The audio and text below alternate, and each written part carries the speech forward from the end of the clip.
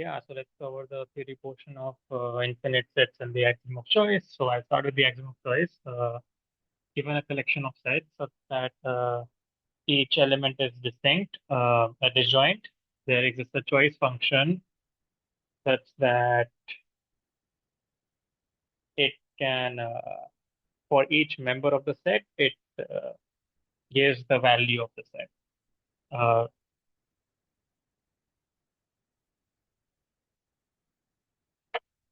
Essentially, for all A in A, C of A belongs to A, right? Yeah. And that's the union we've been discussing earlier. And here AI is,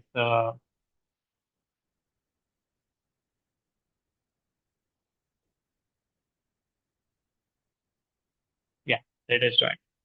That's the choice axiom. And this implies the choice axiom people generally use, which is A need not be disjoint.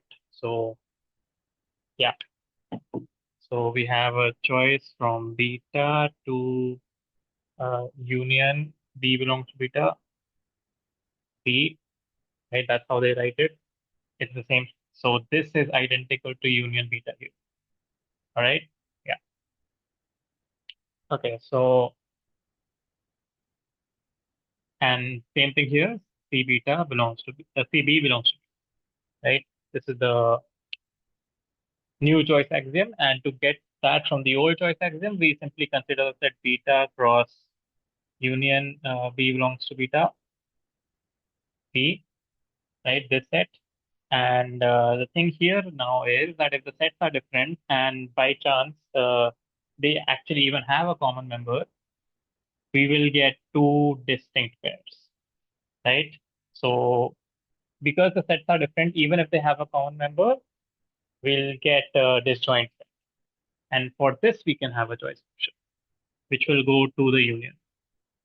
Some set, I don't think we care.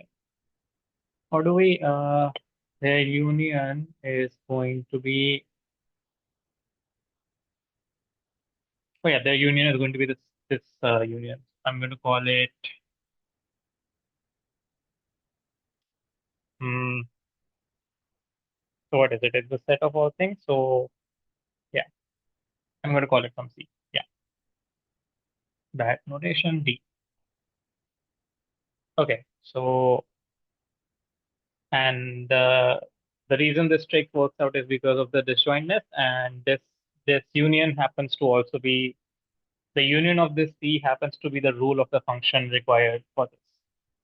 So yeah, it's a very nice trick, and yeah, and this also later I'll show is equivalent to saying there's a choice function from power set of A to A, right? Such that C of A belongs to A, or yeah, B for all B subset of A. So I'll later show it's equivalent to this through the exercises. And now there's one proof. So let's do that. The following are equivalent. There exists an injective function from Z plus to A. Uh, what is it? Yeah. There exists a bijection F G from A to a proper subset of itself. Right? Hmm. And three, A is infinite, which means it's not finite. And yeah, these are equivalent. So if you go 1, 2, 3, and then back to 1, then we're right. So 1 implies 2. Let f of z plus, where it's a subset of A, right? And I'm going to call it B. Now we have to define a bijection from A to a proper subset of it. Okay, so yeah. Okay, so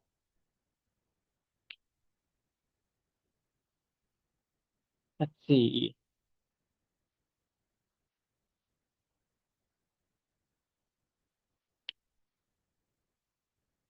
Okay, and so it denotes f of n by an, and g of an is equal to an plus 1, or in other words, g of n is equal to f of n plus 1, which is fine, right? And so observe that a1 is not ever in the range, right? And if uh, x belongs to B, so if x belongs to B, there exists some n such that f of n is equal to x, and we're quoting exactly that. Now, if it's not in B, then we just take the identity function. So it's similar to the Schroeder-Bernstein trick, actually. And this is a bijection from A to A minus A1, because A1 will never be invoked here. Essentially, we're similar to for the integers, we have that, right? For the integers, we have f of n is equal to n plus 1. That's a bijection with a proper subset. So we're just invoking that, except we're modifying it and using this injection to create it. So yeah. And we've shown that if A is finite, then a proper subset of it uh, cannot have a bijection with it, right? Yeah, essentially. And observe that the contrapositive of the statement is precisely 2 implies 3, right? So that's why. And for 3 implies 1, we have, let's see, for 3 implies 1, so A is infinite, and therefore there is, yeah, so for 3 implies 1, for 3 implies 1, so A is not finite, right? So that means what? That means it cannot be contained through an injection by any section of integers, right? Sorry, this can happen. It won't be a surjection. No. Yeah, it won't be a surjection. Yeah. So any section of integers cannot surject onto it. Okay. Now, so what does that mean? That means h of, I'm going to call it n plus 1, which it is, and subtracting from A, right? This set is always going to be non-empty, essentially, right?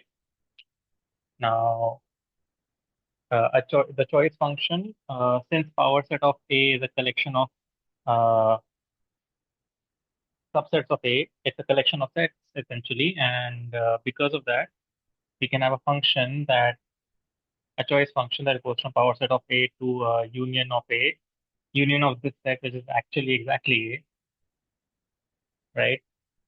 And such that any subset B, choice of B is going to be a subset, a member of B, right? That's what the axiom of choice says. So now what? Now simply take this choice and we'll get the injection. How? Well, yeah. Define h of 1 to be any member of A. So choice of A, right, which is a member. And define h of I to be, yeah, A minus choice of A minus H S I, yeah. And this is a set which is going to lie here, and we have a function, and by definition, choice of this thing is going to lie inside the set. So because it's going to lie in this set, it will not overlap with any member here, and because of that, it's injective. And that's how we get same plus one. So yeah.